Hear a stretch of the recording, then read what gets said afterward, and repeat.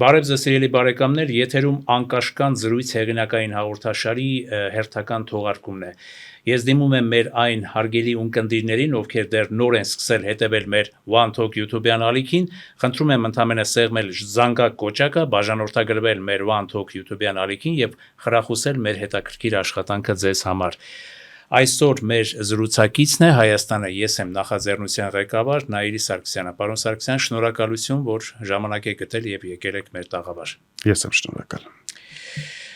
Պարոն Սարգսյան, միանգամից անցնենք գործի։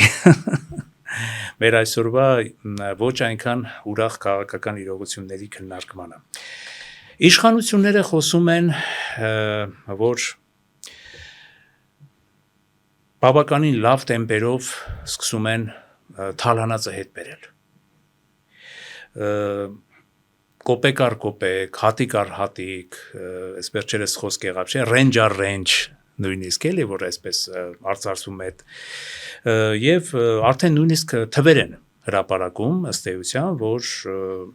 ահա այսքան գումարներ ենք հետ բերել, այսքան անշարժ գույքեր ենք հետ բերել, եւ այդ բոլորը ծառայեցվում է տնտեսությանը եւ այսպեսի բան չկար ըստ էության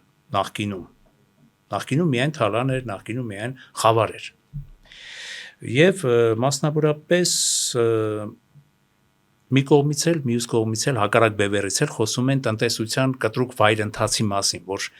տնտեսական ահա որ անկում է, ներդրումներ չկան, համատարած թանկացումներ։ Հիմա ինչպես ժողովուրդը մի տեսակ այսպես տարբեր գաղափարների մտավոր քաոսի մեջ կարծես լինի։ Որն է այստեղ իրողությունը։ Դուք երևի շահեկանորեն ինձ համար տարբերվում եք այն բանով, որ կարողանում եք փաստարկված խոսել տնտեսական իրողությունների մասին, մասնավորապես հետո արդեն խոսենք ավելի առարկայական իրողությունների։ Ինչպես եթե կարելի է ընդհանրական բնութագրենք այսօրվա Հայաստանի տնտեսական կացությունը։ Եկեք նախ սկսենք նրանից, թե արդյոք հետ է բերվում թալանվածը թե ոչ, հետո գանք տնտեսական իրողությունների մասին, որովհետև թալանի հետ բերումը կամ մեկ առ մեկ ռենջ առ ռենջ այդպիսի գրառումներն ու այդպիսի խոսքերը ընդամենը էժան PR արշավի կամ էժան քարոզարշավի մասին են խոսում, շատ էժան ընդ որում։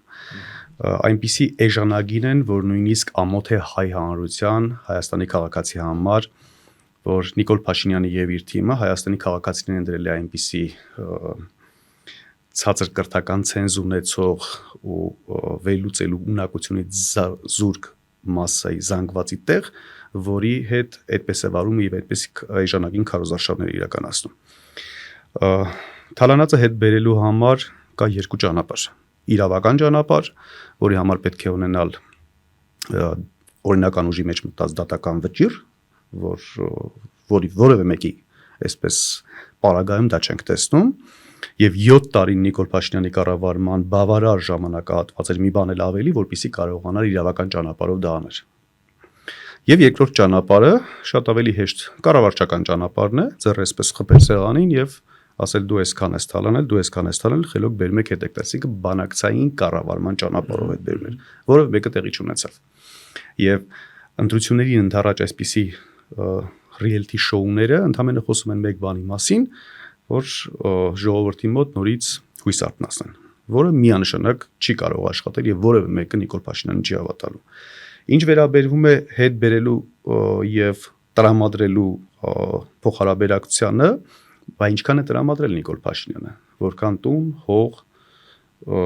որքան ակտիվներ, որքան ունեցվածք է տրամադրել Ադրբեջանին եւ ինչպես է հիմնավորում, այդ թվում փորձում է իրավաբանորեն ձևակերպել, որ դա երբևէ հայ ժողովրդինն ու Հայաստանն չեն էլ կարող լինել, այսինքն Արցախը միայն պետք է լինի Ադրբեջանի եւ վերջ։ Եթե մենք նաեւ այս կոնտեքստում ենք հարցը դիտարկում, ապա Նիկոլ Փաշինյանը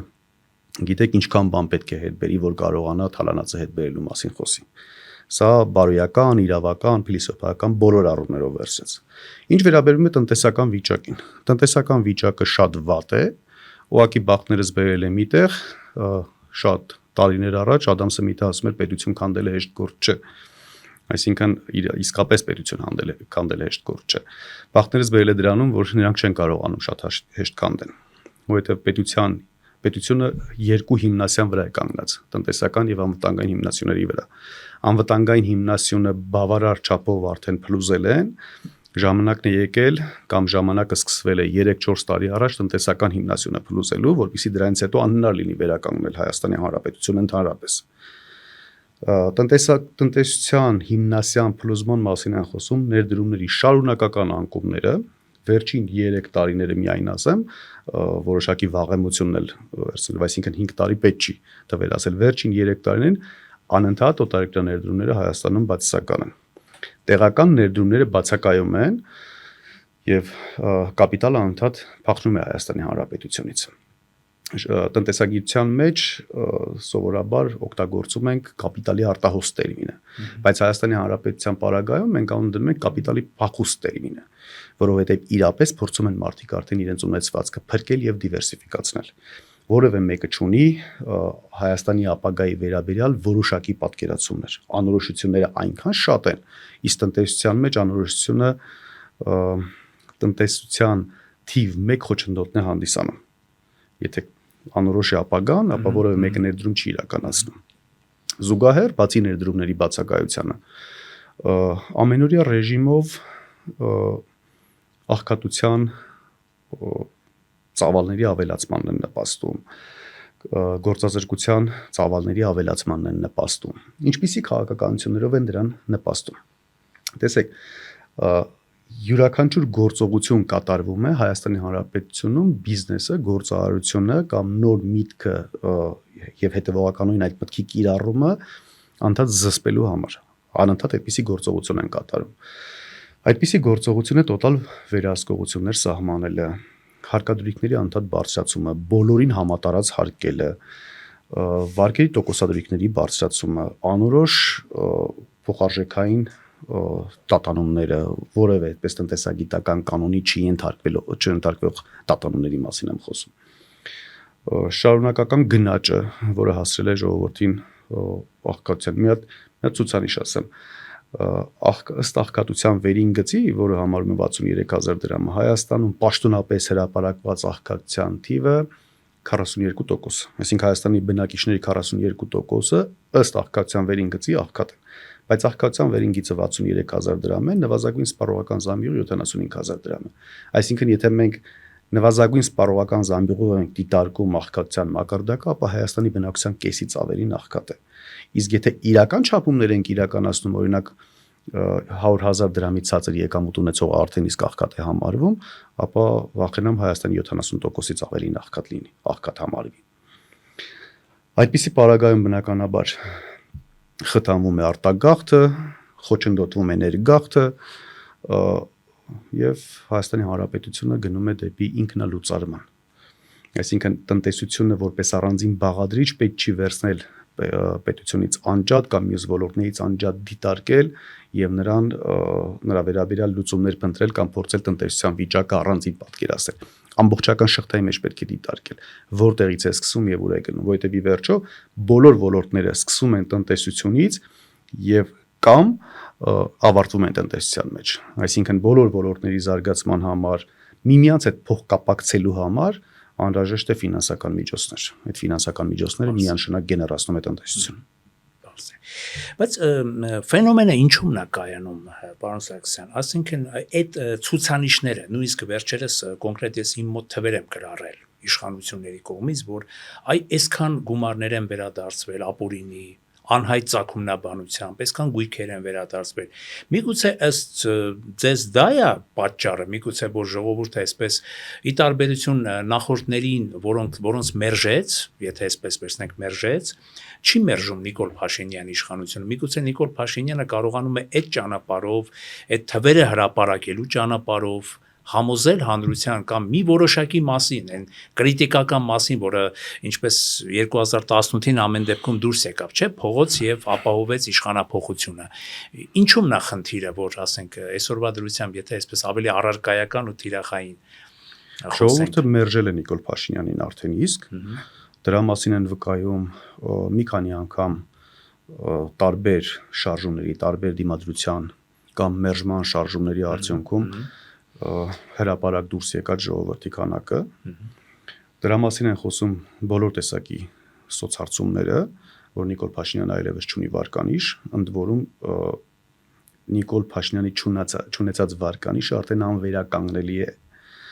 Այսինքն արդեն իսկ մերժված է։ Մեղավորությունը պետք չի փնտրել ժողովրդի մոտ։ Ժողովուրդը իրենից հասանելիքը արել է մի քանի անգամ։ Ժողովուրդը մեղավոր չի, որ կազմակերպված տարբերակները, ձևերը, կազմակերպիչները ճիշտ չեն իրականացրել, այո։ Այսինքն նրանք են ձախողել եւ ոչ թե ժողովուրդը։ Հիմա եթե մինչեւ 2026 թվականի հերթական ընտրություններ Նիկոլ Փաշինյանը դեռևս կամ Նիկոլ Փաշինյանի բախտը դեռևս կբերի, որ կառավարի թե չէ, 2026 թվականին ես վստահ եմ, որ ժողովուրդը առարկայական կերպով կմերժի Նիկոլ Փաշինյանին։ Հա, բայց այսպես որ մի քիչ ավելի ժողովրդական լեզվով խոսենք, պարոն Սարգսյան, այս պարակտվածությունը, այ եթերից առաջ դրա մասին ենք, չէ՞, ձեզ հետ զրուցում էլի, այսպես բարեկամաբար, այս պարակտվածությունը, որ ենթադրենք մենք ձեզ հետ հիմա նստած միասին փորձում ենք քննարկել բոլոր հնարավոր տարբերակները տեսականորեն Նիկոլ Փաշինյանին իշխանությունից հեռացնելու, էլի, ես ավելի այսպես չեզոք եթերը վարողի, դուք որոշակի քաղաքական որպես ուժի ներկայացուցիչ։ Այս պարակտվածությունը խորհրդարանում էլ չեմ ասում, այս տեղի ունեցող այս էլ չասեմ ինչը։ Անգամ այո, այս ուժերի իրարամերժությունը ընդդիմադիր դաշտում, ոչ թե իշխանական դաշտում, արդյոք թույլ կտա, գոնե այսօրվա դրությամբ, արդյոք ունեք այդ վստահությունը, որ թույլ կտա ինչ որ գաղափարական, ամենակարևորը գաղափարական համախմբումն է, չէ՞, ժողովուրդը տարբեր քաղաքական, որպեսզի մարդկանց մեջ հույս արթնանա, որ այ ոչ թե Նիկոլին մերժում ենք, պարզապես Նիկոլին մերժելու, նոր Նիկոլ բերելու համար, օրինակի համար, այլ մերժում ենք Նիկոլի գաղափարաբանությունը, այսպես ասած, որպեսզի նոր գաղափարախոսությամբ կարողանանք շտկել իրավիճակը։ Դուք տեսնում եք, որ մեր այսօրվա քաղաքական դաշտում կարող են տեղի ունենալ այնպիսի դրական տեղաշարժեր, որոնք կբերեն իշխանափոխության։ Եթե համախմբման մասին ենք խոսում, ամբողջ ընդդիմադիր դաշտի, ապա դա անկեղծ ասած չեմ պատկերացնում։ Ինչպես կարող է այդպիսի համախմբում տեղի ունենալ։ Նույնիսկ տարրական երևույթները, տեխնիկական երևույթները մարդիկ միմյանց հետ աշխատելու անկարողությունն է շատ դեպքերում։ Չեն կարողանում արագ միմյանց ընկալել, արագ յուրաքանչյուր իր գործառույթը կատարել, ինչ որ մեկի ցանկությունները շատ ավելին են, բայց հնարավորությունները շատ ավելի պակաս են եւ այսպես միշտ բերում է համախմբման այսպես անհնարինության գրեթե։ Համախմբում գաղափարական շատ լավ հարց բարձրացեցիք ու շատ այսպես փիլիսոփայական մոտեցում ցուցաբերեցիք։ Նիկոլ Փաշինյանին մերժելը միայն քիչ է, Նիկոլ Փաշինյանի այդ գաղափարն է պետք փոշիացնել, ջնջել, այսինքն տարանջատումը հասարակությանը պարակտում միմյանցից բաժանումը պետք է հակառակ կողմից հանդես գալ միավորման, բայց միավորումը այլևս կարող է միայն հաջորդ ազնիվ իշխանությունը, այդ թվում նաև իշխանական լծակները կիրառելու միջոցով, թույլ չտալու այլևս պարակտում։ Միայն կոչերը բավարար չեն համախմբվելու համար, սա բացառված է, դրա համար պետք են իշխանական լծակներ։ Հետևաբար հաջորդ իշխանությունը կարծում եմ դա կհաջողվի իրականացնելու։ Ինչ վերաբերվում է ընդդիմության առանձին մասնակցելու կամ միմյանց հանդեպ այդպես կարկոծումներ շատ դեպքերում անթույլատրելի այդպես սահմանների հասնող միմյանց մեղադրանքները, այդպես շատ հեշտ կարելի է հաշվարկել ընդհանրապես։ Յուրաքանչյուր ուժ, որքան այդպես ձայն կամ որքան վերջին սոցհարցումներով գոնե կամ վերջին մի քանի սոցհարցումների համադրությունով վարկանիշ ունի եւ որքան վարկանիշի ավելացման պոտենցիալ ունի։ Այս երկու թվերը շատ կարեւոր են։ Ընդ որում դրանք հաշվարկելի են, հնարավոր է դատողություններով հասնել նրան, որ կանխատեսենք ապագան, պայմանականորեն ԱՈՒԺ ունի 1.5% կամ 2% վարկանիշ, բայց այդ վարկանիշը բուն ընտրական process-ների ժամանակ կարող է եւ բարձրանալ եւ անկում ապրել։ Հիմա շատ հեշտ է այդ ուժին հաշվարկել, մասնավորապես դաշտում գործող մի քանի տարի եւ ավելի գործող ուժերին։ Կավելանա թե չի ավելանա նրա վարկանիշը։ Նախորդ մի քանի տարիների ընտրությունները այդ թվում հաշվի առնելով հասկանանք կավելանա թե չի ավելանա նրանց գործողությունները եւ այլն։ Պայմանականորեն ընդունենք, որ A, B, C ուժերի վարկանիշները գումարային կարող են աճել մինչեւ մաքսիմում 10%։ Նիկոլ Փաշինյանի ուժի, ես Նիկոլ Փաշինյան միշտ դիտարկում եմ Նիկոլ Փաշինյան եւ իրենց արևմտամետ հռչակածի փրթե, բայց այդպես Նիկոլ Փաշինյանի շահը եւ օրակարգը սպասարկող ուժերին դրանց մեկ միավոր եմ դիտարկում։ Գումարային պայմանականորեն պետք է հավաքեն 25% կամ 30% ձայներ, մենք ունեցանք արդեն 60% բաց դաշտ։ Այսինքն 60%-ի վրա պետք է աշխատել։ 60%-ի հետ աշխատելու համար, եթե նոր ուժերը կամ այնպիսի ուժերը, որոնք որ հնարավորություն ունեն այդ պոտենցիալը աճեցնելու, միանձնյա կամ մեկ ուժին կամ մի քանի ուժի թեկուզ համագործակցության արդյունքում ընդ որում էական չի մինչև խորհրդարանում հայտնվելը, թե խորհրդարանի ներսում այստեղ արդեն համախմբման որոշակի տեսակներ կարող են ձևավորվել նոր ուժերի, նորից եմ կրկնում։ Այնպիսի համագործակցություն, որ հստակ յուրաքանչյուրը չափելի կարողանա իր վարկանիշը ունենա կամ կանխատեսի ինչքան կարող է լինել, եւ այդ համագործակցությունները տեղի ունենան։ Այս եղանակով, այսինքն իմ վստահությունը, որ 2026 թվականին հնարավոր է Նիկոլ Փաշինյանի ճանապարհել, հենց հիմնված են այսպիսի դատողությունների վրա։ Պարզ է։ Վաղը պատկերացնենք ձեր նախաձեռնությունը կամ ձեր նախաձեռնության եւ այլ գաղափարակիր ուժեր գալիս են իշխանության։ Այդ մեզ համար կարեւոր է նաեւ մեր հեղինակային հաղորդաշարի մեր եթե համար այսպես թիրախային դիտարկումներ։ Իմ կարծիքով դուք կարող եք թիրախային մատնանշումներ անել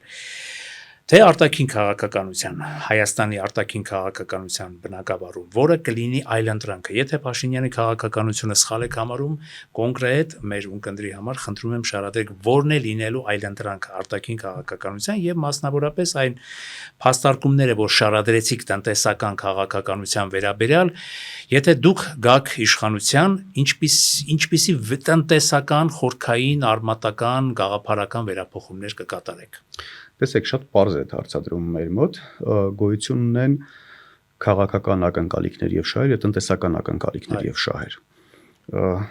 Այն քաղաքական ուժը կամ գործիչը, որ տնտեսական շահը ստորադասում է քաղաքական շահից, ուրեմն ինքը իրավունք ունի նույնիսկ քաղաքականության մեջ հայտնվելու։ Դրանք անում են սովորաբար աշխարհում դրանք անում են հիմարները միայն։ Տնտեսական շահը այն ճյուղն է, որի վրա նստում է պետությունը։ Այն միջոցներն են, որը ուղղվում են այդ թվում քաղաքական շահերի սպասարկման համար։ Եթե այսինքն գործող իրավիճակով ենք մենք վերլուծում, ապա պետք է մենք ցուցանիշները տեսնենք, չէ՞, դիտարկենք, որ պետությունների կամ որ երկրների հետ ենք մենք կարողանում տնտեսական այդպես օգուտներ ստանալ։ Գալիս եմ Ռուսաստանի Դաշնություն։ Եթե մեր առևտրային գործընկերը որպես առևտրի հաշվեկշռում 42% տեսակարգշիռ ունի Ռուսաստանը։ Եթե Հայաստան փոխանցվող տրանսֆերտների, այսինքն ֆիզիկական անձանց փոխանցվող գումարների 70%-ը Ռուսաստանից է։ Եթե ամբողջ էներգետիկ կախվածությունը Ռուսաստանից է, ոչ միայն էներգետիկ, վառ լիքաէներգետիկ կախվածությունը Ռուսաստանից է, օրինակ էլեկտրաէներգիայի 70%-ը, 72% Հայաստանում արտադրվում է ռուսական հումքով, 32%-ը մոտավորապես բաժին է ընկնում ատոմակայանին, 30%-ից ավելին ջերմաէլեկտրակայաններին։ Անվտանգային իհարկե գործընկերությունը Ռուսաստանի հետ, ինչքան էլ մենք դժգոհ կլինենք Ռուսաստանից, ինչքան էլ մենք փնովենք Ռուսաստանին, որ դուք ձեր պարտականությունները չկատարեցիք եւ այլն, դեռևս չկա այն կիսում եք, օրինակ ասում են, որ Ռուսաստանը մեզ դավաճանեց, որ Ռուսաստանը չկատարեց իր դաշնակցային պարտականությունները հապկի մակարդակով եւ առհասարակ 44 օրյա պատերազմում, եթե Ռուսաստանի թողտվությունը չլիներ, լայն իմաստով այդ պատերազմը չէր լինի։ Դա մի քիչ ավելի ծավալում է, ես իհարկե չեմ կիսում, ես այդպես չեմ դիտարկում հարցին, ես որպես պատասխանատու մարդ, տղամարդ, ես առաջին հերթին միշտ վերցնում եմ անձնական պատասխանատվությունը։ Եթե ես որևէ տեղ ծախողում եմ, ապա երբևէ իմ հարևանը, գործընկերը, աշխատակիցը, որևէ մեկը երբևէ մեղավոր չի։ Միակ մեղավորը եւ միակ պատասխանատուն ես համարում եմ ինձ։ Նույն տրամաբանությամբ ես համարում եմ միակ մեղավորն ու պատասխանատուն Հայաստանի Հանրապետությանը, մասնավորապես դա իշխանությանը։ Մնացածը արդեն դետալային հարցեր են, որը կարելի է քննարկել։ Գիտեք, ինչու եք մենք Ռուսաստան շատ դեպքեր ունեղան, որովհետև էմոցիոնալ կապել մենք ունենք։ Մենք դպրոցից սկսած, դաստիարակությունից սկսած համարում ենք եղբայրական պետություն, եղբայրական ազգություն եւ այլն, եւ մեր գիտակցության մեջ դժվար է այդպես անցնել, ինչպես կարող է եղբայրը եղբորը դավաճանել։ Այնիշ պետական ինչպես կարող է Ռուսաստանը Ադրբեջանի հետ էլ, չէ՞, ընկերություն անի, չէ՞։ Հա, ինչ որպես խանդ ունենք, ոնց դուք մեր աղբերն եք, ոնց կարող եք ընդդեմ ընկերություն անել։ Այնիշ միջպետական հարաբերությունները մանկամտություն է այդպիսի էմոցիաներով առաջնորդվել, գոյություն ունեն շահեր, շահերի գերակայություններ, առաջնահերթություններ, ժամանակագրական առումով ընդորում։ Հետևաբար պետք է իսկապես անկեղծ լինել մեր ժողովրդի հետ եւ ոչ թե յուրաքանչյուր քաղաքական ուժ ինչ որ հիմար տեքստերով հանդես գա, մեկ ասի դավաճան, մյուս ասի փրկիչ, ոչ դավաճան է, ոչ փրկիչ է։ Պետք է կոնկրետ տալ անվանում։ Դաշնակից է, գործընկեր է, ու վերջ։ Որի հետ կարող ենք խորացնել հարաբերությունները, որի հետ ունենք խորացման պոտենցիալ եւ այլն։ Իսկ ինչու՞ չգնալ, ասենք, որոնք ասում են, չէ, դեպի արևմուտք, որտեղ այնտեղ Հիմա գալիս եմ դրա։ Հիմա գալիս եմ դրա։ Հիմա տեսեք, ցուցանիշներով եկանք, այսինքն փոխանցումներ, առևտրային գործընկերներ, հաջորդը, որ Հայաստանի Հանրապետություն փող է բերում, դա տուրիզմն է։ Հայաստան այցելուների 45-ից 50% յուրաքանչյուր տարի լինում է Ռուսաստանից եկող զբոսաշրջիկները։ Այսինքն պատկերացրեցինք, չէ, արտահանում ենք դրսից փող է գալիս, Ռուսաստանն է։ Արտագնա աշխատանքի ենք մետնում, փող ենք ուղարկում, որ Հայաստանի տնտեսությունը շնչի, կամ Հայաստանում ընտանիքները ապրեն, Ռուսաստանն է։ Հոսանք ենք օգտագործում, որ արտադրություն կազմակերպենք կամ բնակարանային սպառում իրականացնենք, Ռուսաստանն է։ Բենզին ու գազ ենք օգտագործում, Ռուսաստանն է, ամեն ինչը Ռուսաստանն է։ Լավ է թե վատ, թողնենք սա մի կողմ։ Փաստը մնում է փաստ, որ Ռուսաստանից ենք կախված հենց այս պահին։ Ինչ պետք է անել կախվածությունը վերացնելու համար։ Կախվածությունը վերացնելու համար պետք է դիվերսիֆիկացնել։ Մենք միշտ փորձագիտական հանրույթ, երբևէ օգտագործում ենք դիվերսիֆիկացում, իշխանությունը սովորեց սկսեց ինքն էլ օգտագործել առանց խորքային իմաստը հասկանալու։ Օրինակ մենք նամակ ենք ուղարկել կառավարությանը, ասում ենք Հայաստանի Հանրապետությունը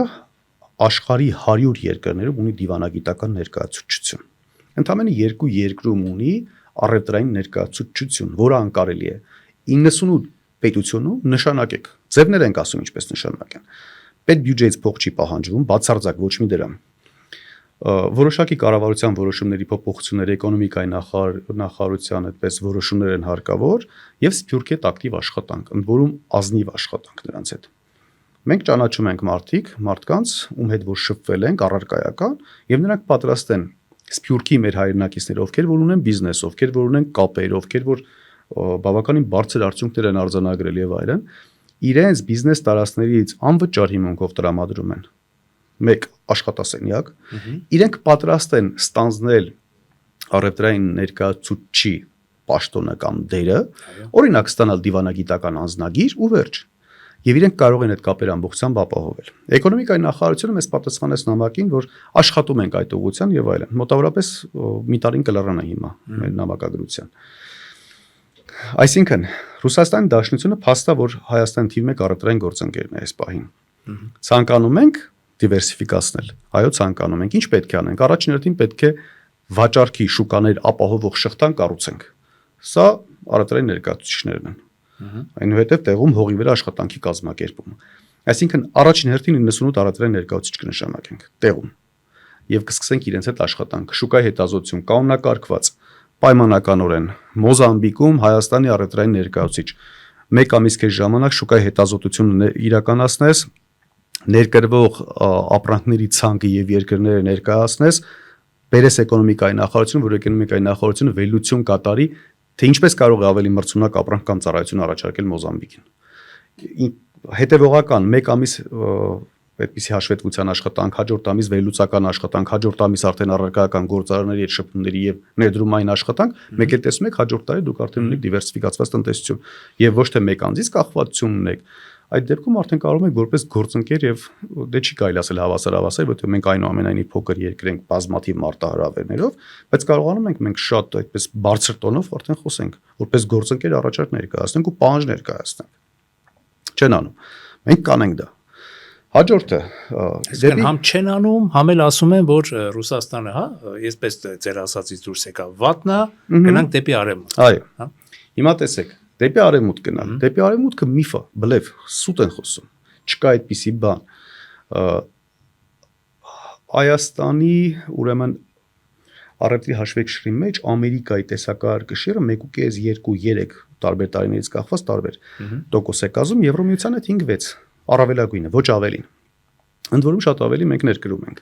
Ու ընդհանրապես որևէ քաղաքական գործունեության կամ որևէ այլ տեսակի գործունեության մեջ ամբողջ աշխարհի կառուցվածքը, աշխատանքի սխեման չպատկերացնելով խոսել ինչ որ մի բան կամ առավել եւս կատարել ինչ որ մի բան, սա հանցագործությունից էլ բետար է։ Աշխարհը ունի երկու տիպի կառուցվածք։ Արևմտյան կառուցվածք մոդել եւ շատ դեպքերում ասում ենք ռուսական մոդել։ Հա, կամ եվրասիական։ Կամ եվրասիական մոդել, չնայած Եվրասիան արդեն շատ է փոխվել, որովհետեւ Եվրասիայում Չինաստանը, Սինգապուրը, Ճապոնիան տարբերվող մոդելներով են արդեն սկսել աշխատել։ Էլեմենտար երևույթի մասին եմ խոսել։ Ինչ է անում Ամերիկան։ Գրանտներ է տրամադրում կամ վարկեր է տրամադրում, միևնույն ժամանակ բոլոր երկրներից ներկրումը արգելում է։ Ինքը չի ցանկանում, որ իրան ապրանք վաճառեն։ Ինքը ցանկանում է կամ տեղում արտադրել, կամ այնպիսի երկրներում տան իր արտադրությունները կազմակերպել, որոնց համար պետք է հետագայում ունենա քաղաքական ազդեցություն։ Օրինակ Չինաստանում, Չինաստանից հետո անցում Կատարի, Հնդկաստան, հետո Եվրոպա, հետո Եվրոպայից գործանում տեղափոխի Ամերիկա եւ այսպես շարունակ։ Նրա տնտեսական եւ քաղաքական շահերը անդադ միմյանց փող լրացնում են։ Քաղաքական շահից ելնելով կարող է տնտեսական ժամանակավոր այդպես հետքայլ չասեմ, բայց ինքը մոտավորապես հետքայլի է նման կամ իր մրցակից այլ երկրին ուժեղացնել, որովհետև նույն արտադրությունները Չինաստանում կազմակերպելով բավական ուժեղացրեց Չինաստանին։ Բայց Ամերիկայի քաղաքականությունը տարիներ շարունակ եղել է դա ու տեսանելի ապագայում լինելու է դա։ Գրանտը տրամադրի, վարկը տրամադրի կամ այլ ձևակերպած փողը տրամադրի, բայց միևնույն ժամանակ քո ապրանքը չընդունի։ Սա փաստ է, սրա հետ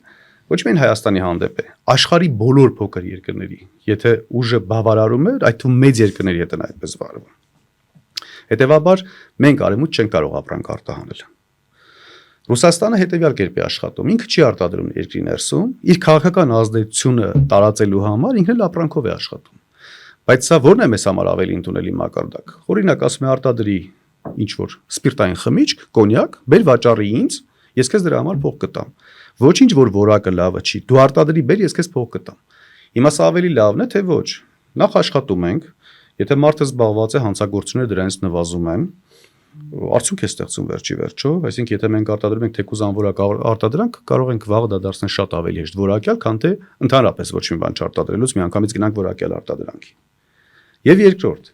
սա կառուցվածքի վերաբերյալ, այսինքն թե ինչպես է հնարավոր, կա պոտենցիալ ընդհանրապես դեպի արևմուտք գնալու, թե ոչ։ Սա աշխարհի ձևն է մոտավորապես, որ պոտենցիալ նույնիսկ չունենք արևմուտք գնալու։ Հիմա կան առարկայական, որ ապրանքը կարող ենք արտահանել։ Կամ Հայաստանը ինչ ապրանքներ է արտահանում։ Միրգ, բանջարեղեն, խմիչքներ, պահածոներ, վերամշակված սննդի արտադրանք, տարբեր էսպիսի արտադրանքներ, հագուստ, եւ ուր ենք արտահանում։ Սկսենք եկեք հագուստից։ Օրինակ մենք Եվրոպայում կարող ենք մրցակցել գին որակ համադրության մեջ իտալական հագուստի հետ։ Սա խոսացողները, գիտեք, կյանքում որևէ արտադրություն չեն կազմակերպել, փոքր բիզնես նույնիսկ երկու հոգի նույնիսկ չեն կառավարել, իրանք չգիտեն, չեն պատկերացնում ինչ է նշանակում մրցակցություն, ինչ է նշանակում սուր մրցակցություն եւ այսպես շարունակ։ Մենք Իտալիայից երբևէ չենք կարող մրցակցել։ Եթե նույնիսկ Իտալիայից տեսականորեն հնարավոր է մրցակցել, Թուրքիան ատամները սրած սպասում է։ Թուրքիան շատ ավելի այսպես մրցունակ դիրքում է այդտում ճանապարհների առումով, էժան աշխատուժի առումով, պետական սուբսիդավորման առումով, շատ արտադրություններ իր մոտ, օրինակ թելի արտադրություն իր մոտ կազմակերպելու առումով, հետևաբար եթե մենք նույնիսկ տեսականորեն Իտալիային կարողանում ենք հաղթենք մրցակցության մեջ, Թուրքիան չենք կարողանալու հաղթենք այդ շուկայում, սրա մասին է խոսքը։ Պահածոների մեջ, միրգ բանջարեղենի մեջ, խմիչքների մեջ, ընդհանրապես հասկանում ենք, ասում ենք Ռուսաստան ոգելից խմիչք ենք արտահանում։ Մի հատ մշակութային այսպես խնդիր էլ կա, չէ՞ այստեղ։ Օրինակ ռուս ազգը սիրում է սպիրտային խմիչքներ օգտագործել։ Եվրոպացին սիրում է, թե ոչ։ Նրանք էլ են սիրում, բայց ո՞րն են սիրում։ Բայց ավելի շատ գարեջուրն են սիրում։ Մենք կարող ենք գերմանական ու չեխական գարեջրի հետ մրցակցել։ Կոնյակի սիրահարների դեպքում կարող ենք ֆրանսիական կոնյակի հետ մրցակցել։ Գինու սիրահարների պարագայում հունական, պորտուգալական, իտալական, իսպանական գինների հետ կարող ենք մրցակցել։ Ոչ, դա անհնար է։ Այսինքն եթե մենք այսպես դետալիզացնում ենք, մենք հասկանում ենք, որ որևէ կերպ չենք կարող մրցակցել։ Ինչի հունական խնձորի հետ կարող ենք մրցակցել, կամ նույն իսպանական խաղողի հետ կարող ենք մրցակցել, իհարկե ոչ։ Տեսականորեն նույնիսկ առաջիկա 30 տարում անհնար է եվրոպական շուկա մտնել, անհնար ուղղակի։ Այդ շուկաներ, խնդրեմ, իհարկե կարող ենք մտնել։ Միջին Արևելք, Միջին Ասիա կարող ենք մտնել, Աֆրիկա կարող ենք մտնել, շատ արտադրանքներով ընդ որում։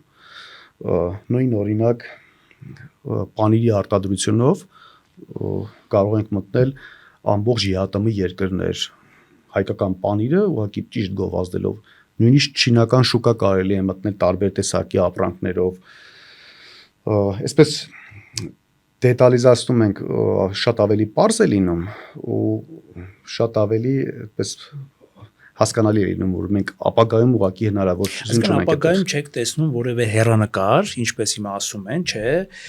Դե անվտանգության առումով էլ ուզում եի ձեզ հարցնել, ասենք օրինակ եվրոդիտորդները արդյոք չապահովեցին ձեզ մեր սահմանային գոնե անվտանգությունը 2022 թվականի սեպտեմբերյան այդ ողբերգական մեզ համար անբարենպաստ իրողություններից հետո, որ անվտանգային պատնեշ համապատասխան այսպես կարծիքի հանդիսացան, որ գոնե ինչ որ նոր ագրեսիաներ Հայաստանի դեմ, Հայաստանի ինքնիշխան տարածքի դեմ տեղի չունեցան, եւ ինչ է կարծում, եթե մենք այս որոշումով նոր խորհրդարանի կայացած Եվրոմիությանն անդամակցելու այս որոշումով կարող ենք արդյոք շուտափույթ կերպով, որպես տնտեսագետ եմ հարցնում, մեր տնտեսությունը վերապատրաստենք, վերաձևակերպենք եվրոպական շուկաների համար, միգուցե մի քիչ ժողովրդական խոսքով ասած, մեր ապրանքները այնտեղ ավելի թանկ եւ ավելի շահեկան վաճառենք։ Չենք կարող։ Տեսեք, դա էլ է բլեֆ ու միֆ, որովհետեւ այսքան դետալ ասում եք, թե ինչու մենք չենք կարող Եվրոպային ապրանք վաճառել, որովհետև Եվրոպան ինքը խնդիր ունի արտադրանքի վաճառքի շուկան լայնելու։ Հա։ Այսինքն ինքը թույլ չի տա, ուղղակի չի կարող թույլ տալ, որ մենք այնտեղ ապրանք վաճառենք։ Մենք որոշակի սպეციფიկ բնույթի ապրանքներ կարող ենք վաճառել։ Օրինակ, եթե Հայաստանի Հանրապետությունը գիտության, տեխնոլոգիաների մեջ ներդրում կատարի, դեղարտադրության ոլորտում մենք շատ մրցունակ ենք։ Կարող ենք շատ լավ դեղեր ստանալ, իհարկե դժվար կլինի մրցակցել գերմանական դեղերի հետ, հնդկական դեղերի հետ աշխարհում արդեն շատ լայն տարածում ունեցող, բայց այստեղ պոտենցիալ ունենք։ Այսինքն շատ հետևողական աշխատանքի պարագայում ու որոշակի ներդրումների պարագայում այո դեղեր կարող ենք արտահանել։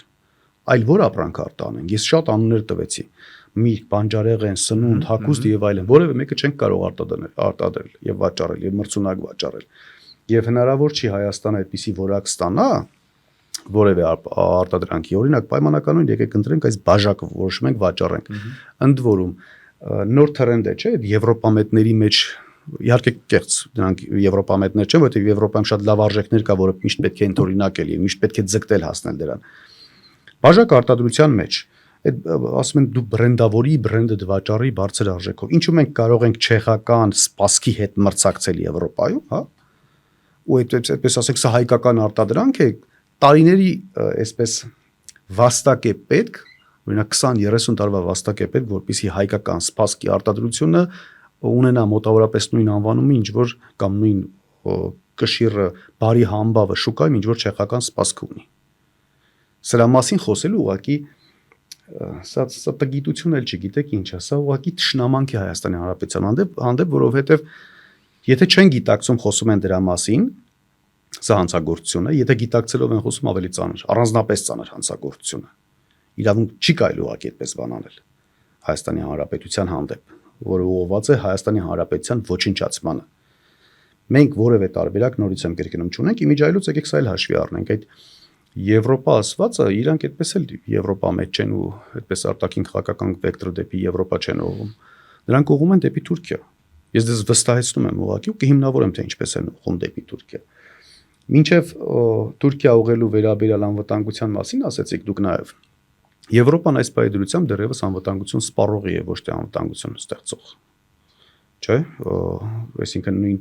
ՆԱՏՕ-ի ֆինանսավորում, ծառայողներ եւ այլն շատ ավելի Ամերիկայի Միացյալ Նահանգներն է ապահովում, քան Եվրոպան։ Եվրոպան դեռևս պետք է վերաձևակերպի, կառուցվածքային փոփոխություններ իրականացնի, նոր ինքը դառնա անվտանգություն ստեղծող։ Հետևաբար Եվրոպան նույնիսկ եթե ինքը իր ներքին տարածքում ունի անվտանգության սպառման կարիք եւ օգնության կարիք, նա չի կարող որևէ երկրի համար անվտանգություն ապահովել։ Առարկայական ավելի ասեմ, ինչ արեց Եվրոպան Ուկրաինայի համար, ինչ արեց Վրաստանի համար։ Ինչի մասին է խոսքը։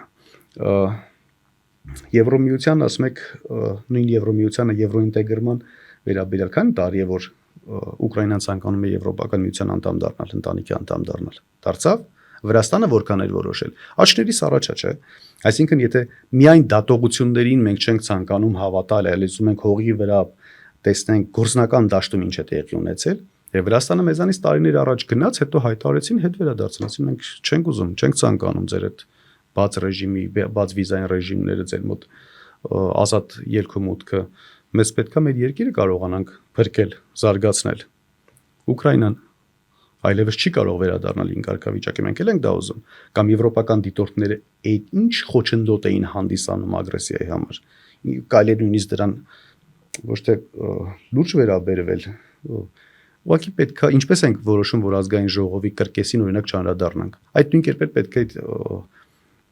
դիտորդների անվտանգություն ստեղծելու միֆերին չհավատանք։ Իսկ ինչպես է Հայաստանը գնում դեպի Թուրքիա։ Տեսեք, Եվ արդյոք գնում է դեպի Թուրքիա, թե ոչ։ Վստահաբար գնում է դեպի Թուրքիա։ Հայաստանում ՆԱՏՕ-ի գլխավոր քարտուղարը հայտարարեց, որ շնորհակալություն, որ դուք նույնիսկ չեք էլ դիտարկում ՆԱՏՕ-ին անդամակցությունը կամ հայտ ներկայացրել ՆԱՏՕ-ին։ Ամերիկայի բարձրաստիճան բավականին պաշտոնյաներ Հայաստանում նույնպես հայտարարեցին, որ անվտանգություն կամ ՆԱՏՕ-ի անդամագրվել կամ ՆԱՏՕ-ի հետ համագործակցությունը մոռացեք ուղղակի ձեր համար հնարավոր չի։ Այսինքն անվտանգային որևէ երաշխիք կամ անվտանգային որևէ գործիքակազմ Արևմուտքը Հայաստանին ոչ թե չի տրամադրում, այլ շատ անկաշկանդ ու բարձրաձայն էլ հայտարարում է, որ չեմ էլ տրամադրելու ես ձեզ։ Տնտեսական որևէ օգուտ այդպես չի առաջարկում, որևէ հնարավորություն չի բացում Հայաստանի Հանրապետության առաջ, ուրիշ էլ ինչ է անում։ Եթե անվտանգությունը չկա, տնտեսությունը չկա, սրանք նորից եմ կրկնում, պետությունների հիմնասյուներն են, որի վրա կառուցվում է մնացած, առանց այս երկու հիմնասյան մենք չենք կարող, այսինքն չենք կարող մենք տան կտուրը կառուցել առանց հիմքը ունենալու, այդ բետոնապատման աշխատանքները կատարելու։ Հիմա դեպի Եվրոպա գնալով ինչ է անում իշխանությունը։ Գալու է մի փուլ, վերջերս իհարկե որոշակի չափաբաժնով հայտարարեցին, բայց տեսան, որ դեռևս հասարակական դիմադրության են արժանանում, թեզերը չշարունակեցին։ Գալու է, հետո Նիկոլ Փաշինյանը վստահեցնում ուղիղ տեքստով հայտարարելու այդ, որ ասում ենք Արևմուտք, Եվրոպա, ժողովուրդ, ՆԱՏՕ-ի ներկայացուցիչ, այսինքն Արևմուտքի ռազմական գծով ներկայացուցիչը տարածաշրջան Թուրքիան է, բա Թուրքիան նկատի ունենք։ Ամոթցես, որ չեք հասկացել։ Որ ասում ենք Արևմուտք, այդ տնտեսական հնարավորությունները, բա Թուրքիային նկատի։ Դուք ո՞նց եք պատկերացնում ահռելի թուրքական շուկայի հետ, մենք կարողանանք մրցակցենք արևմտյան ինչ որ շուկաներում եւ այլն։ Եվ մենք գնալու ենք դեպի Թուրքիա։ Հիմա ասում են առանց նախապայմանների սահմանների բացում, բայց բանից պարզվում է, որ առանց Հայաստանի նախապայմանների սահմանի բացում, փաստորեն Թուրքիան շատ ունի նախապայմաններ։ Արցախից հրաժարում, ցեղասպանությունից հրաժարում, տարբեր այսպես նույնիսկ դետալային նախապայմաններ եւ այլն։ Հիմա պատկերացրեք մենք Թուրքիայից սահմանը բացում ենք։ Հայաստանին սա օգուտ է թե վնաս։ Հիմա շատերը միանգամից մակերեսային ասում են փակ սահմանները վատ է։ Հա, ես էլ եմ ասում վատ է, հետո այլընտրանքը ո՞րն է։ Հիմա Թուրքիայից սահմանը բաց պահելն է վատ թե փակ պահել։ Եթե ցանկանում ենք Թուրքիայից բացել սահմանը, կարելի է դիտարկել առաջիկա 5 տարիների ընթացքում, բայց դրա համար պետք է տնային աշխատանք կատարել։ Ինչպես է կապիտալիզմում բիզնեսը կամ ընդհանրապես տնտեսությունը շնչում։ Մարդիկ նախաձեռնողական են լինում որոշակի հասարակության բոլոր պետություններն հասարակության որոշակի հատվածը նախաձեռնում է բիզնես գործողություն։ Մեկը կարող է ընտրել ծառայությունների ոլորտը, հաջորդը առևտուրը, մյուսը արտադրությունը եւ այսպես շարունակ։ Բիզնեսմենի միակ ցանկությունը շահույթի ապահովումն է։ Մենք այստեղ չենք կարող հայրենասիրական ճառերով հանդես գալ, ասել վայ թուրքական ապրանքի ուրեմն չառնենք, եկեք դուրս գանք Երևանի կենտրոնում քայլենք, տեսնեք քանի հոգու հագուստն է թուրքական արտադրանք, քանիսն են թուրքական այդ թվում սնունդից օգտվում եւ այլն։ Չկա այդպիսի բան։ Մոռացանք, որ հայրենասիրությունից դրդված մենք կարող ենք տնտեսություն պահել։ Ոչ միայն մենք, աշխարհում դա անհնար երևույթ է ուղղակի։ Բիզնեսմենը ունի մի շահ, դա շահույթի ապահովումն է ու շահույթի շարունակական աճի ապահովումը։ Այլ շահ չունի։ Եթե թուրքական սահմանը բացեցինք, տեղում արտադրանքի փոխարեն մենք շատ ապրանքներ փոխարինել ենք Թուրքիայից ներկրումով։ Սկսած գյուղատնտեսությունից վերջացրած հագուստով։ Եթե հիմա հագուստի որոշակի արտադրությունների իպատիվ կազմակերպիչների կարողանում են գոյատևել, Տավուշի մարզում, վերջերս իհարկե հայտարարեցին, որ փակվել է, Լորվա մարզում, Երևան քաղաքում, Շիրակի մարզում, բավականին խոշոր ձեռնարկություններ կան։ Եթե հիմա կարողանում ենք ապահովել, այն ժամանակ դա էլ չենք կարողանալու ապահովել, թուրքական արտադրանքներ բողովել են։ Նույնը գյուղատնտեսական ապրանքների առումով։ Եվ գիտեք, Հայաստանի տնտեսությունը, այսինքն այս քայլերով ոչ միայն ինտեգրվում է թուրքական տնտեսությանը, այլ կլանվում է թուրքական տնտեսության կողմից։ Հետևաբար մենք ասենք, որ դեպի Թուրքիա չի գնում արտաքին քաղաքական վեկտորը, մենք ասենք, որ Թուրքիայի հետ մերձեցումը կամ Թուրքիայի կողմից կլանումը տեղի չի ունենում, սա միամտություն է ուղղակի։ Ուղիղ տեքստով հայտարարում եմ, թող իշխանությունից որևէ մեկը դուրս գա բանավեճի, որ Հայաստանին միտումնավոր չեն տամ Թուրքիայի կողմից կլանման։ Մի օր խոստանում եմ ձեզ հետ մի այսպեսի բանավեճ կազմակերպել։ Իդեպ հետաքրքիր կլինի եւ նաեւ բովանդակալից մեր ունկնդիրների համար։ Պարոն Սարգսյան, եւ մեր այսօրվա զրույցի ավարտին եզրափակիչ փուլում, եթե կարելի է երկը շատ եք խոսել ձեր տեսակետները հայտարարագրման հետ կապված, ուղղակի մեր ունկնդրի համար, եթե կարելի է մի քանի խոսքով հակիրճ համառոտ, ինչու՞մն են ձեր առարկությունները, որովհետև տեսակետ կա, նաև իշխանության տեսակետը փոխանցեն որպես հակադարձում, որ ամեն դեպքում տեսեք հայտարարագրումը շատ լավ բան է եւ ավելորդ հարկային բեռ չի ավելացնում, բոլոր դեպքերում հայտարարագրման դեպքում ինչ որ գումարների վերադարձեր են կատարվում իրականում եւ այսպես է անգամ նույնիսկ կենտրոնական հեռուստատեսությամբ ինչ որ մարդիկ էին ասում, այսքան գումար եմ հետ բերել, երեխայիս ուսման վարձն եմ մուծել հայտարարագրվելու հետևանքով եւ նաեւ ձեր քաղաքական ուժի ուղերձները, այսպես ավելի թիրախային ուղերձները, որոնք են ձեր վերջնական ուղերձները այս ճգնաժամի հաղթահարման համար։ Տեսեք, հայտարարագրման վերաբերյալ բնական է, չէ, որ ամբողջ պետական ռեսուրսը տրամադրում է քարոզչություն տանելու համար, որ հասարակությանը ի վերջո խայծակուլ տա եւ հայտարարում իրականացնի։ Ասում եմ քաղաքակիրթ երկրները բոլորը հայտարարագրված են եւ այլն։ Դե բնականաբար ստում են։ Տեսեք, եթե հայտարարագրումը այդքան լավ բան էր, եւ եթե նրանք հնարավորություն ունեին մեր բերած փաստարկներին, հակափաստարկներ, ընդ որում հոդաբաշխով ներկայացնելու, ապա այդքան պետական ռեսուրսներ չէր մսխվի։ Հանրային հեռուստաընկերություններով, բոլոր ռադիոներով, տարբեր լրատվամիջոցներով, պատկերացնում եք պետությունից ինչքան գումարներ են ծախսվում։ Եթե հայտարարագրումը այդպիսի լավ բան լիներ, 2025 թվականի բյուջեում նախատեսված կլիներ այդ հետ վերադարձները։ Ինչու 75 միլիարդ դրամ հատկացում արեցին, որպեսզի կարողանան այդ 100,000 դրամները հետ վերադարձնել։ Այսինքն ակնհայտ է, չէ, որ սրանք ընդհանրեն փորձում են ժողովրդին խաբեն։ Ինչու պետք չի հայտարարագրել։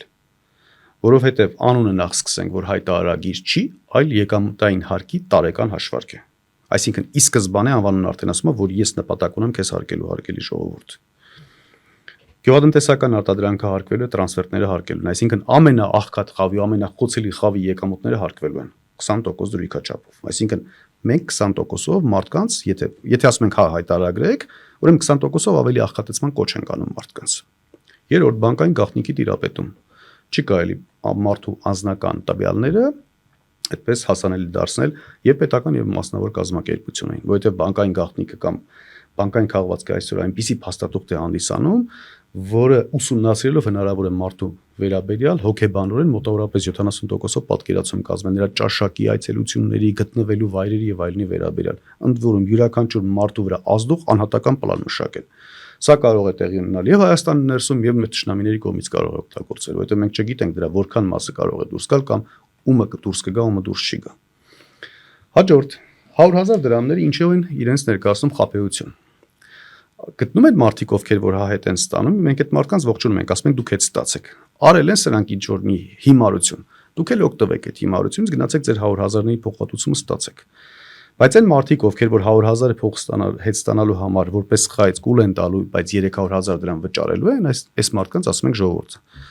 Դուք թակարդում եք գտնվում, մի հայտարարեք ձեր եկամուտները։ Մենք յուղացիները հետ 300,000 դրամ օրինակ իրենց անասունների մորտից վաճառքից պետք է վճարեն հարկ կամ բանջարեղենի վաճառքից պետք է վճարեն հարկ, չրերի վաճառքից վճարեն հարկ 300,000 դրամ, որ 100,000 դրամ փոխհատուցում ստանան լավագույն դեպքում, եթե ուսանող ունեն։ Հաջորդ խնդրահարույց դրույթը Երևան քաղաքում կան վճարովի դպրոցներ։ Ովքեր են իրենց զավակներին ուղարկում վճարովի դպրոցներ, ովքեր որ ֆինանսապես ապահովված են, շատ ավելի բարենպաստ դիրքում են գտնվում։ Այս մարդիկ նշանակմա կարիք չպետք է ունենան այդ 100,000 ստանալ։ Նույնիսկ եթե ցանկություն ունեն, չի կարելի նրանց հետ վերադարձնել այդ 100,000 դրամները, որովհետև դա ձեր որոշումն է ձեր զավակին վճարովի կրթության տալու համար։ Դպրոցներին է վերաբերվում, մանկապարտեզներին է վերաբերվում, որովհետև նույնի այլընտրանքը պետական անվճարն էլ գոյություն ունի։ Հիմա պետք է արտագնա աշխատանքի մեկնողի ուղարկած փողից հարկ վճարվի, որpիսի այն սոցիալապես ավելի բարենպաստ դիրքում գտնվող իր զավակի դպրոցի 100,000 հետ ստանա, սա արդար է, որն է սոցիալական արդարություն։ Մի եթերաժամը նամանավանդավարտական փուլում գտնվելու համար եկամուտների հայտարարագրման չարիքներից ու բացասական հետևանքներից անհնար է այդքան խոսել։ Կարծում եմ այսքանը բավարար է, որ պետք չի հայտարարագրել եւ դա պետք է խորքային փոփոխության ենթարկել։ Այո, շատ խոսելիքներ կան, այսպես վաղուց էինք պլանավորել ձեզ հրավիրել եւ եթե կարելի էլի շատ համառոտ մյուս անգամ գուցե հայտարարագրման պահով ավելի այդպես երկար ավելի այդպես հանգամանալից, որովհետեւ մասնագիտական վերլուծությունը ամեն դեպքում ընդունես թե չընդունես, չէ, տարբեր բեբերներից ամեն դեպքում կարեւոր է։ Եվ կարող ենք արդյոք խուսափել այս թանկացումներից, թե ոչ, տրանսպորտի թանկացում, շահութահարկի թանկացում, գույքահարկի այս թանկացումը, ըստ էս, որ իշխանությունը ասում է տրանսպորտը պետք է թանկանար, որտեղ այսքան ավտոբուսներ ենք ներմուծել, բա ոնց փոխհատուցենք, շահութահարկը պետք է թանկանա, որ ասենք այսպես բիզնեսը բերենք հարկային դաշտ։ Տեսեք, որպեսզի լավ պատկերացնենք այդ հատվածը, եկեք պատկերացնենք թվային ոլորտում կամ ինչ որ նորարարական ոլորտում բիզնես իրականացնողին եւ ուղղակի առևտուր առողջ իրականացնողին։ Թվային ոլորտում արտադրության կազմակերպման, այդպես ծառայությունների ոլորտում, օրինակ մուլտ արտադրության ոլորտ եկեք վերցնենք։ Ես ինչու մուլտ արտադրությամբ չեմ զբաղվում, որովհետեւ չեմ հասկանում դրանից։ Դա իմ մասնագիտությունը չի եւ չեմ էլ ցանկանում դա սովորելու հասկանալ։ Այն մարդու մասնագիտությունն է, որ դա իրականացնում է, չէ՞։ Ինչի անում ավելի པարզ մտածելակերպ ունեցող, ասում ես բաժակ կառնեմ 100-ով, կծախեմ 120-ով, 20-ը մեջը կաշխատեմ, շահույթ կմնա ինձ։ Կառավարությունը ունի այսպիսի նեղ մտածելակերպ, շատ նեղ մտածելակերպ։ Այսինքն նրանք ասում են հնարավոր չի։ Ինչու հնարավոր չի, որովհետև այսքան գիտելիքների աշխարհում իրանք ընդհանրեն տիրապետում են այսքանին։ Վստահեցնում եմ տրանսպորտը առանց թանկացման հնարավոր է շահագործել, այսինքն նույն ռեժիմով այդ նույն ավտոբուսների ներկրման պայմաններում, ավելին ասեմ, թանկացման պարագայում մենք ունենք ծրագիր ու կարելի է այնպես անել, որ տրանսպորտի սակագինը տրանսպորտից օգտվողների համար գրեթե անվճար նստի կամ նույնիսկ շահույթով աշխատի։ Ձևը կասեմ, ուղղակի հետագայում թեկուզ եթերից դուրս դες կասեմ, հետագայում կանենք, դա հնարավոր է։ Աղբահանության այս թանկացումը դրա համար երևի թե այդ պահով, հա, մնացած բոլոր թանկացումների իրենց մեղքի պատճառով, մեղավորության պատճառով է։ Միայն իրենց կառավարման արդյունքում պետական պարտքի տոկոսի սպասարկում միայն տոկոսում այլ գումարի մասին չի խոսք 320 միլիարդով ավելացել է։ Սա նշանակում է Հայաստանի մոտավորապես 500,000 թոշակառուի թոշակը ամսական 50,000-ով կարելի է բարձրացնել։ Պատկերացնում եք ինչ են անում։ Ինչ ապիկար ապաշնոր կարող թանկացումները չէ։ Ես ընդհանրապես մի հատ ուրիշ դետալ ասեցի։ Ասեմ 7 տարվա իրանց կառավարման արդյունքում Հայաստանի պետական պարտքի սպասարկման տոկոսը 320 միլիարդով ավելացել է։ 320 միլիարդը բաժանած 500,000 թոշակառուների այդ թվին յուրաքանչյուր թոշակառուի ամսական աշխատավարձ կարելի է 50,000 դրամով բարձրացնել։ Սա մեկ։ Հիմա գալիս եմ թանկացումներին, որ հարկերը բարձրացնում են, տրանսպորտի սակագինը բարձրացնում են։ Բնականաբար այս ամեն ինչը պետք է բերի թանկացումների, չէ՞։ Ինչու եղավ թանկացումները։ Որովհետև ակցիզային հարկը բարձրացրեցին, որովհետև միկրոձեռնարկատերերին սկսեցին հարկել։ Օրինակ միկրոձեռնարկատերը կարող էր արտադրել սնունդ, խմիչք, կիսաֆաբրիկատներ, ինքը իր այդ արտոնության հաշվին կարող է շուկայում շատ ավելի ընդունելի կամ էժան գնով վաճառքի անել եւ նա կզսպեր արդեն շատ ավելի խոշոր արտադրողների ախորժակը։ Սա ակցիզային հարկով կամ ինչու նաև ավելի թանկացումներ եղավ վերջերս բերեցին գիշեր դրոշմապիտակները խմիչքների վրա կամ շատ ապրանքների արտադրանքների վրա դարձեցին QR կոդեր իհարկե որ ինչ որ մեկը շահույթները ստանա դա դնում եմ մի կողմ ես երբեք այդպիսի դիսկուրսի մեջ չեմ մտնում բայց QR կոդերը հնարավորություն են տալիս ստվերում գործելու հենց հիմա Հայաստանում արտադրանքի քանակը մասնավորապես խմիչքների արտադրանքը 15%-ով անկում է ապրել 2025 թվականի առաջին եռամսյակում։ Ակցիզի այդ գործողության։ Ոչ թե իրական արտադրանքն է անկում ապրել, այլ գնացել է ստվեր, որևէ կերպ չի վերահսկվում այլևս։ Այսինքն իրենց մի հատ հիմար որոշման արդյունքում ինչը տեղի ունենում։ Սպիտակ դաշտում գործողները արդեն սկսում են գները բարձրացնել։ Տրանսպորտի գինը, կրթության գինը, ասում են կրթվելը նորաձև է։ Մարզերից եկող, մասնավորապես մեր Երևանյան շրջանից, Արմավիրից եկող Վաղարշապատ, Աշտարակ, Աբովյան առավոտյան գալիս են դասի ինստիտուտների ուսանողները երեկոյան հետ են չէ վերադառնում տրանսպորտի գները բարձրացնում են զուգահեռ ուսման վարձերը յուրաքանչյուր տարի բարձրացնում են հիմա կրթության այսպես զարգացմանը խոչընդոտում են թե ինչ որ խթան են ստեղծում թանկացումով արհեստական են այս բոլոր բարձրացումները բոլոր տեսակի գնաճները արհեստական են 1.5-2 տարի առաջ Հայաստանում էլեկտրաէներգիայի ջրերի սակագին պետականորեն որոշվեց որ պետք է բարձրացվի։ Սպառումը արդեն թանկացավ բնակչի վրա, սպառողի վրա։ Արտադրանքում օրինակ նույն ջրարտադրության կամ խմիչքների արտադրության մեջ հոսանքի սակագնի թանկացում ինքնարժեքի վրա ազդեցություն ունի, այսինքն հետեւաբար պետքա խմիչքներ թանկանա, պետքա թանկանա։ Եվ այսպես շարունակ։ Վստահեցնում եմ Հայաստանում այս ահռելի գնաճի ընդ որում իրենց կառավարման ժամանակահատվածում գնաճը միջինացված 25% է եղել, բայց առանձին ապրանքատեսակների գծով նույնիսկ կրկնակ է եղել։ Այգի շատ հեռու չգնամ էլի 2025 թվականին առաջին երամսյակում բանջարեղեն 13%-ով է թանկացել առաջին երամսյակում, սուրճը 6-7%-ով մոտավորապես, կարագը ձեթը 13-14%-ով, միրգը 20%-ով մոտավորապես, ձկնամթերքը 20%-ով, հասկանում եք, չէ՞ ինչի մասին ենք խոսում։ Միայն երամսյակի մասին, ավելի սուբյեկտիվ հանգամանքներից է կախված, այսպես միջազգային գները չեն, ինչպես ժամանակին։ Բացարձակական չի միջազգային գները այստեղ։ Հնարավոր է չթանկացնել եւ ինչ պետք է արվել, որ չթանկանան, այ մարդկանց դա է հետաքրքրում երևի թե։ Հնարավոր է չթանկացնել, հնարավոր է գների կայունությունը ապահովել, հարկաբյուջետային քաղաքականությունը ճշգրիտ իրականացնելու արդյունքում։ Օրինակ, օրենքով սահմանված կարգով կենտրոնական բանկի վրա է դրած լիազորությունը գների կայունության ապահովում, բայց դրամավարկային քաղաքականություն երբևէ չի ազդում գնաճի վրա եւ աշխարհում որևէ մեկը դեռ չի հիմնավորել, որ դրամավարկային քաղաքականությունով հնարավոր է գնաճը զսպել, չկա այդպիսի բան։ Հարկաբյուջետային քաղաքականությունով հնարավոր է դա իրականացնել, հնարավոր է այնպիսի միջավայր, տնտեսական միջավայր ստեղծել, որպեսզի գները չբարձրանան, սակագները չբարձրանան։ Եվ մի գործողություն մոտավորապես եկեք ասեմ։ Իրենց անհրաժեշտ է հարկերի հավաքագրում, պետական բյուջեի եկամտային մասի ավելացում։ Հայաստանում եթե ներուժ չի ստեղծվել, նոր ներուժ համենայն դեպս չի ստեղծվել, նոր արդյունաբերություն չի ստեղծվել, ինչպես է հնարավոր հարկեր հավաքագրել, կամ դրույքաչափի բարձրացումով, կամ հարկային բազան ընդլայնելով։ Հիմա ինչ են անում նրանք։ Վերցնում են լայն սպառման առարկաներ, առաջին հերթին պետականորեն կարգավորվող։ Արդեն խոսեցինք էլեկտրաէներգիայի ջրի սակագնի մասին, հենց հանրային ծառայությունների կարգավորող հանձնաժողովի թույլտվությամբ ու հաշվարկով ավելացավ սակագները։ Հաջորդ գալիս է բենզին, գազ, վառելիք որպես։ Գալիս են պայմանավորվածության, ասում են սակագները հանեք։ Բնականաբար այստեղից նաև յուրաքանչյուր բարձրացած հարկից ավելացված արժեքի հարկի ու շահութ հարկի տեսքով էլ գնում է իրենց գրպանները։ Սա հաջորդ հանգամանքը։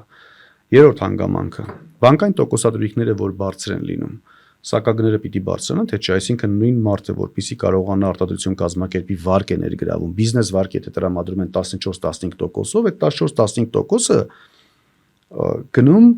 ուղիղ ազդեցություն է ունենում հենց արտադրանքի արժեքի վրա։ Ինչպես են բանկային տոկոսադրույքներն այսքան բարձրացել, պետական պարտքը ավելացնելով։ Այսինքն իրենց վարած քաղաքականության արդյունքում է բացառապես այս գնաճը տեղի ունեցել։ Գնաճ կարող է ընդհանրապես տեղի չունենալ։ Իրենց ապիկարության, իրենց պարտականությունները ճշգրիտ չկատարելու։ Մի օրինակ էլ բերեմ։ Շինթույլտվություն են տրամադրում, այսինքն շենքը 2 տարում կառուցելու համար։ 2 տարվա գումարային տոկոսադրույքը թող լինի մոտավորապես 26%, պայմանականորեն եմ ասում 26%։ Մեկ էլ տեսնում եք շինարարությունը տևեց 6 տարի։ Այսինքն եւս 3-ով բազմապատկեք այդ 26%-ը։ Անշարժ գույքի շուկայում պետք է գները ավելանան, թե չպետք է ավելանա։ Իսկ եթե իրենք պատշաճ հսկողություն կատարեն սահմանված ժամկետներում շինարարությունը ավարտելու, բնականաբար անշարժ գույքի շուկայում էլ էս իրավիճակը չէ լինի։ Շատ երկար է, ծավալուն է թեման։ Բայց վստահեցնում եմ, որ գնաճը հնարավոր է զսպել համադրումները։ Գնաճը պետք է զսպել եւ հնարավոր է զսպել։ Պարոն Սարգսյան, շնորհակալություն, որ եկաք մեր տաղավար, շնորհակալություն։ Եթերում անկաշկանդ զրույց հեղինակային հաղորդաշարն էր եւ մեր զրուցակիցն էր Հայաստանը ես եմ նախաձեռնության ղեկավար Նայիրի Սարգսյանը։ Սիրելի բարեկամներ, ձեզ ցանկանում եմ լավ տրամադրություն, լավ եղեք։